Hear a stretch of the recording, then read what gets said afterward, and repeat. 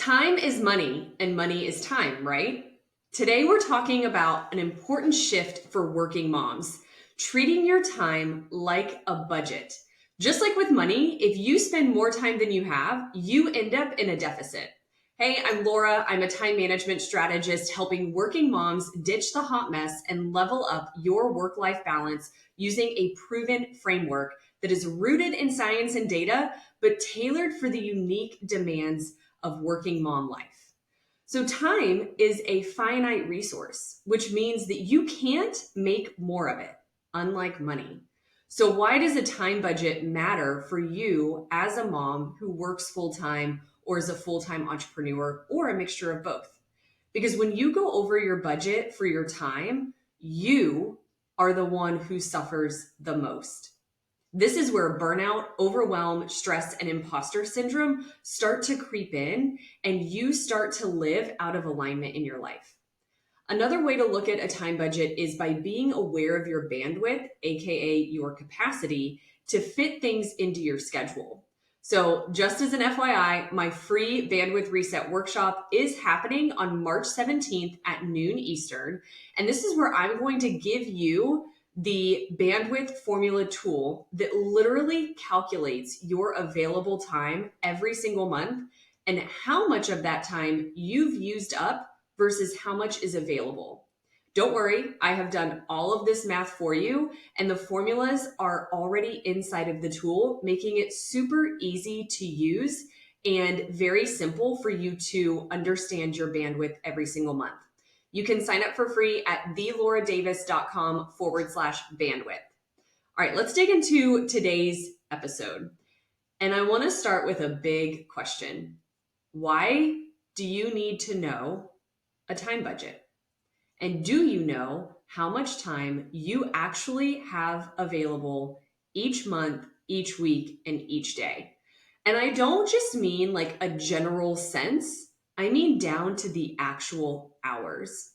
Because if you are like most busy working moms, the answer is probably no, that you don't know how much time you truly have available. We tend to say yes to things before checking to see if we actually have time with them. We assume that we will somehow squeeze it in between meetings, errands, family obligations, that ever elusive concept of self-care, working on our business, working our corporate job. We think we'll just fit things in around those things. And sometimes we say yes because we don't want to disappoint anyone. Hello, my fellow recovering people pleasers. So here's the thing. Time, a lot like money, is a finite resource.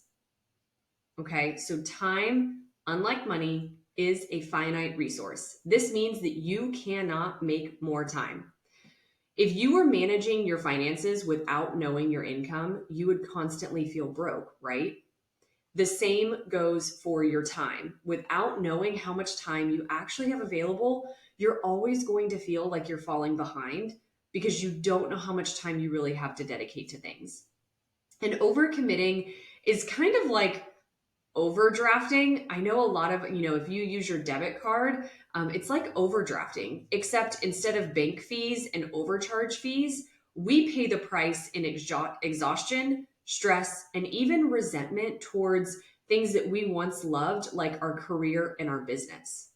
So instead of treating time like this endless resource, we need to budget it, just like we do with money. So how do you create your own time budget? Well, now that we know why it's so important to have a time budget, let's talk about how to actually build a time budget that works for your life. So step one is to track your non-negotiables. So before you decide where your time is going to go, you have to know what's already committed. All right. So this is going to require you to kind of take a step back for a minute. Think of these things as like your monthly expenses, the things that have to get done no matter what. So some examples, depending on your life, might be your work hours for your corporate job, your business hours for your business, school hours for your kids, that type of thing. It might also be school drop-offs and pickups because those do take up time. It might be meal prepping and family dinners and honestly just time to eat in general. It might also be exercise and personal wellness time. And then also, of course, sleep. I would say that is literally one of the biggest non negotiables because our body cannot function without sleeping.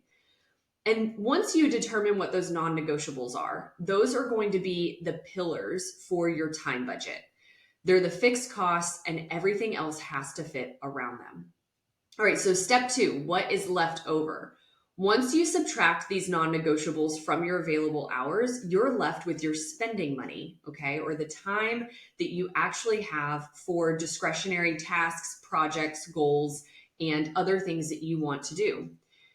Now, this is where a little bit of a reality check might happen because when you realize that the 10 to 15 extra things on your weekly to do list simply do not fit, that's okay. Your time is not infinite and your schedule should reflect that. So, this is where you're going to be able to delegate things, drop things, reevaluate things, reprioritize things and see what is truly a priority for you. So speaking of that, step three is to prioritize your high impact tasks. Just like with money, you don't want to waste your time on things that don't necessarily serve you or things that are not needle moving in whatever aspect of your life.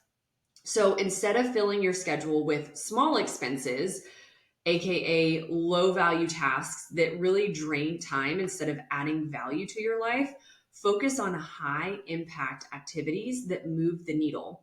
And by move the needle, I don't mean that they have to be like ultra productive activities. I don't mean that these, some examples could be things like income producing activities in your business or working your full-time job, but they could, needle moving activities could also be meal prepping because you have nutritional goals. It could also be your workouts because you have, again, health goals. It could be family time because that is a needle moving activity in the definition of your life. So you get to define what those needle moving activities are.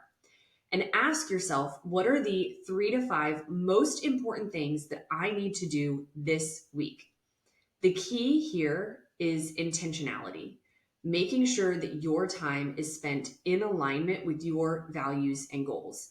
So again, you get to decide what those high impact activities are, what those needle moving activities are, but make sure that you're identifying 3 to 5. Not everything can be a needle moving activity.